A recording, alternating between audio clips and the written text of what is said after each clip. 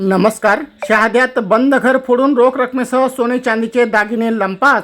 शहादा शहरातील गणेशनगर कॉलनीत बंद घराच्या दरवाजाच्या कडीकोंडा तोडून अज्ञात चोरट्यांनी घरफोडी केल्याची घटना काल रात्री घडली. या घटनेत सोने चांदीचे दागिने व रोख रक्कम असा एकूण अंदाजित 1 लाख रुपयाची चोरी झाल्याची घटना उघडकीस आली आहे. गणेशनगर येथील सूरज जायस्वाल हे आपल्या मुलाकडे बडोदा येथे गेले होते. घर बंद असल्याची संधी साधून चोरट्यांनी घराच्या दरवाजाचा कडीकोंडा तोडून घरात प्रवेश केला. घरातील सामान अस्ताव्यस्त करून चोरट्यांनी सोने चांदीचे दागिने व रोख रकमेसह चोरी करून पोबारा केला. दरम्यान याच घटनेशी संबंधित वृंदावन कॉलनीत राहणारे विनोद तिवारी यांची SP शाईन कंपनीची दुचाकी क्रमांक MH39 AF 9848 चोरी झाल्याची माहिती देखील समोर आली आहे.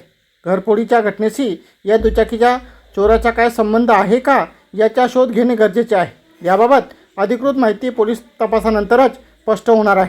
घटनेची माहिती मिळताच पोलिसांनी घटनास्थळी भेट देऊन श्वान पथकाला पाचारण करून पाहणी केली.